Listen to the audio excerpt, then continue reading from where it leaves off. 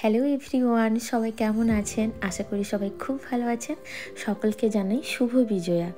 এটা ছিল 27শে সেপ্টেম্বর, মানে যেদিন পঞ্চমী ছিল সেদিনের ভিডিও। আমরা বেরিয়ে পড়েছিলাম বিএসপিসি মানে Bangladesh society for Puja and কালচারের পক্ষ থেকে যে পুজোটা আয়োজন করা হয়েছিল সেখানেই যাচ্ছি। তো আমরা এই পঞ্চমীতে কিন্তু ষষ্ঠী, সপ্তমী, অষ্টমী কাটিয়েছিলাম। এটা ছিল ওয়েন্টওর্থভিলের রেডগাম ফাংশন সেন্টার। এখানেই পুজোটা হচ্ছে। আসলে 27শে সেপ্টেম্বর শনিবার আর 28শে সেপ্টেম্বর রবিবার এই দুই দিনই বিএসপিসি পুজোর আয়োজন করেছে। মানে শনিবার ষষ্ঠী, সপ্তমী, অষ্টমী আর রবিবার নবমী, দশমী সেলিব্রেট হবে। এই পঞ্চমীতে কিন্তু আমরা অষ্টমীর অঞ্জলি দিয়েছিলাম। আসলে এই পুজোটা আমরা যেখানে থাকি সেখান থেকে খুবই কাছে। আর জানেন, 2023-এ যখন আমরা অস্ট্রেলিয়াতে এসেছিলাম তখন আমরা এই পুজোতে এসেছিলাম, তাই এবারেও চলে এলাম। আর সেবারে কিন্তু এই হলটাতেই পুজো হচ্ছিল।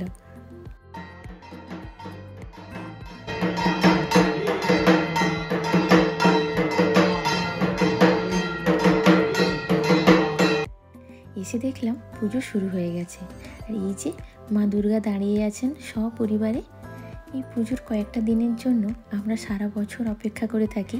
এই মুহূর্তগুলো খুবই সুন্দর। চলুন এবার চারিদিকটা ঘুরে দেখি। এক পাশে রয়েছে প্রতিমা আর এক পাশে রয়েছে স্টেজ। প্রত্যেক বছরই এরা কিছু কালচারাল প্রোগ্রামের আয়োজন করে।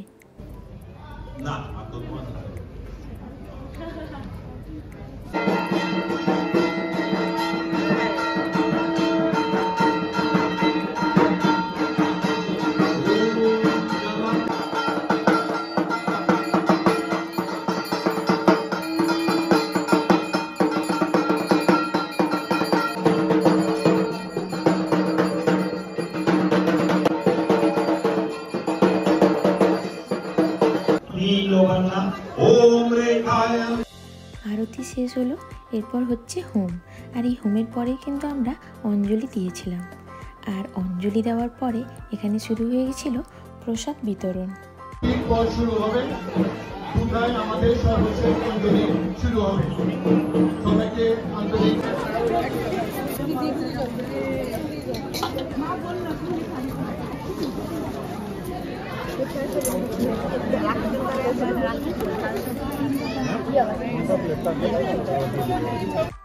এই যে মায়ের প্রসাদ পেয়ে গেলাম।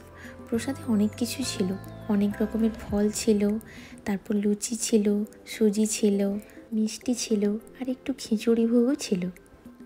ঢোকার সময় আমরা না এটা খেয়াল করিনি, এখানে একটা সেলফি জোন বানিয়েছে, বেশ সুন্দর দেখতে। আমাদের তো প্রসাদ খাওয়া হয়ে গেছে, তো এখানে লাঞ্চেরও ব্যবস্থা রয়েছে। জানেন, অস্ট্রেলিয়ার সব জায়গার পুজোতে লাঞ্চের ব্যবস্থা থাকে। এই যে এটা লাঞ্চ নেওয়ার লাইন, আমরাও দাঁড়িয়ে পড়েছি এই লাইনে। আর এই যে আমার মেয়ে, ও সাধারণত এত লোক দেখে না, তো প্রথমবার এত লোকজন একসঙ্গে দেখে ও বেচারা একটু নার্ভাস হয়ে পড়েছিল। লাঞ্চটাও বেশ ভালো ছিল। জিরা রাইস ছিল, ফুলকপি পনিরের তরকারি, ডাল, পায়েস, আর ছিল কুলের আচারের মতো একটা চাটনি। খেতে কিন্তু বেশ টেস্টি। তো লাঞ্চটা এখানে সেরে নেওয়ার পর এই যে মেয়ে আর মেয়ের বাবা দুজনে একসঙ্গে প্রণাম করছে। আমার মেয়ে প্রণাম করতে খুব ভালোভাবে শিখে গেছে। কোথাও ঠাকুর দেখলেই ও প্রণাম করতে শুরু করে দেয়। আর এভাবেই আমাদের ষষ্ঠী, সপ্তমী, অষ্টমী খুব সুন্দরভাবে কেটেছিল। এটা ছিল পরের দিন 28শে সেপ্টেম্বর, মানে রবিবার। ওই দিন ছিল নবমী, দশমী বিএসপিসির পুজোর। এসে দেখলাম সবাই খুব সুন্দর একই রকমের লাল সাদা শাড়ি পরেছে। দেখতে সবাইকে অপূর্ব সুন্দর লাগছিল। এরা সবাই ছিল বিএসপিসির মেম্বার। কিছু ছেলেরাও দেখলাম একই রকমের লাল সাদা ধুতি পাঞ্জাবি পরেছে। এই যে সবাই এখন ঢাক আর কাঁসরের তালে তালে নাচছে।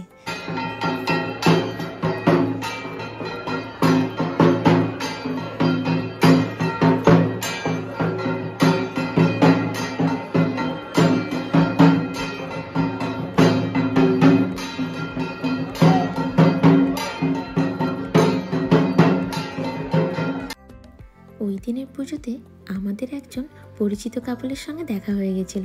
সবাই মিলে সেদিনটা আমাদের খুব সুন্দর কেটেছিল। আর এবার হবে ধুনুচি নাচ। যে দেখুন ধুনুচি নাচ হচ্ছে, তবে এখানে ধুনুচিতে আগুন নেই, রয়েছে কাগজ আর কিছু প্লাস্টিক।